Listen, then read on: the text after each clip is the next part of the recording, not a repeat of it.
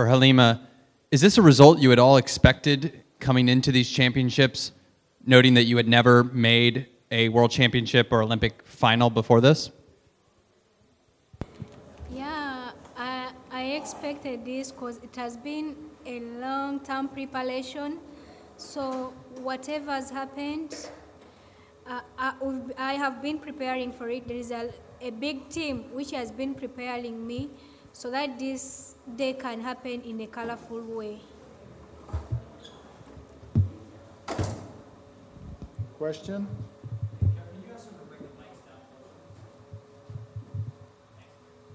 Okay. Phil? Raven, you looked out of that race at 150 meters. How did you turn it around? Just reflecting on that 150 meters, I just had to really be patient. Running on this same track in May really helped kind of test the waters and learn some things from just running on this track.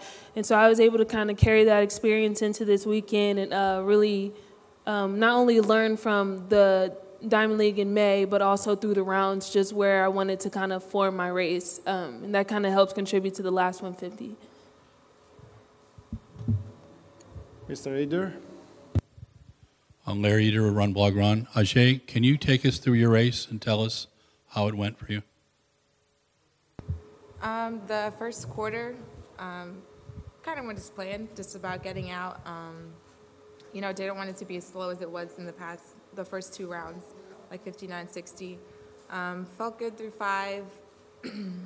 Picked it up a little bit with, I think, like 2:53 to go. And then that last, I'd say maybe 50.60, that was all I had. So it was just about, you know, trying to just make it to the line at that point.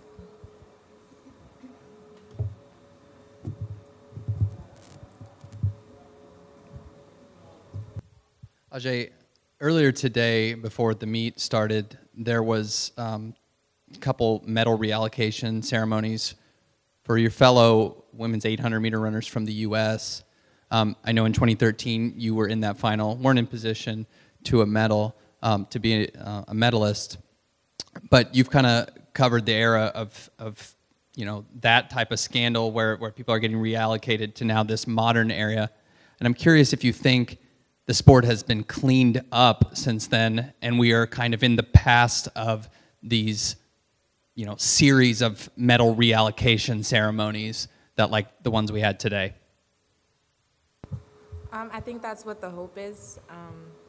You know, as time goes on, tests are getting better, and, you know, being able to go back and kind of retest samples, while it doesn't, you know, give Alicia or Brenda their moments back of being able to celebrate with their families and, you know, monetary benefits from it. You know, it's good at least they were able to be recognized for the accomplishments that they earned but was taken away from them, basically. Another question? Mr. Abrahamson, here in the first row. Ladies, I'm sure that all of you are as tired of answering this question as we are of asking it, but this race did not feature Castor, nor Francine, nor Margaret. What did it feel like to line up without any or all of them in the race? And now that you are here on the podium and they are not, how does that feel, please? Okay, to my side, I always believe in change. Once a change is made, I just need to focus what's on the ground. So I just focus on my competitors at that specific time. So I couldn't focus on Castor, Onyo, Saba, no. Yeah, thank you.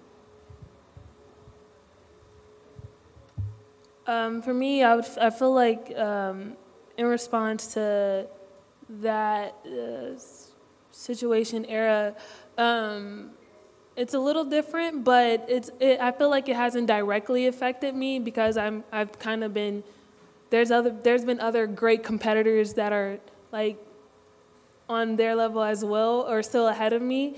So it was just a more so focus on just trying to make my way to the top as close as I could, just with the competitors that were in front of me, because it's not like I was in range to behind Neon Saba or Castor or anything. I still had competitors that were still in front of me.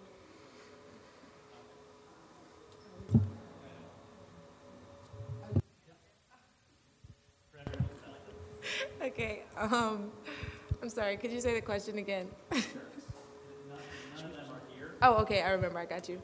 Kind of just what both of them were saying. You know, every race is different. Anytime anyone is missing. So for me, it's just about focusing on who's on the line, focusing on, you know, what my goals are. In this race, it was to win regardless of who was there towing the line.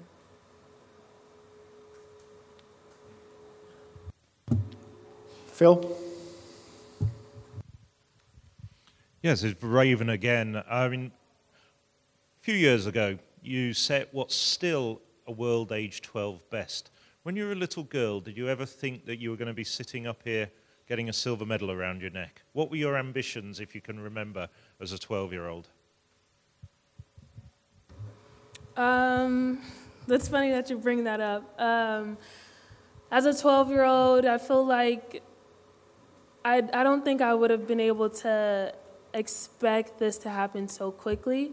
And I'm very humbled to even be in this experience because it's definitely a blessing to be in this experience, having this opportunity and having accomplished this.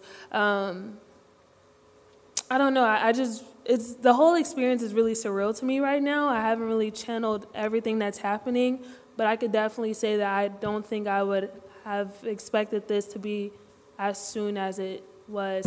Being at 12 years old, I just try to keep that same ambitiousness and working hard without even asking questions, just trying to go after it and aim high.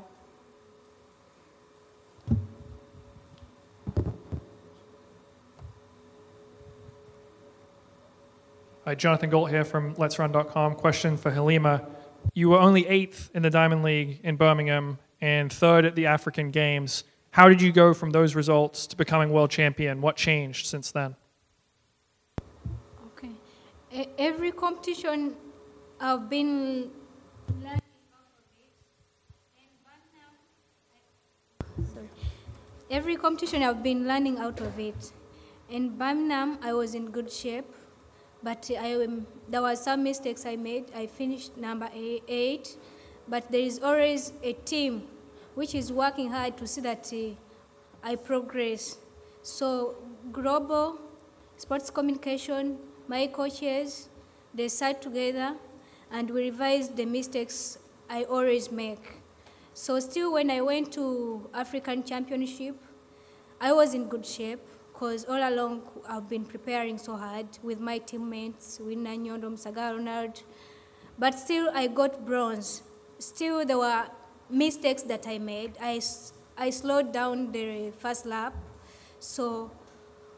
and I ended up getting bronze. So still revised the mistakes, and always I had to be focused to keep on targeting higher and higher. So I'm so privileged for this day it's so colorful. Yeah. Do you train with Winnie? Yes, we are training partners, we are sisters. It's now like 12 years when we are together.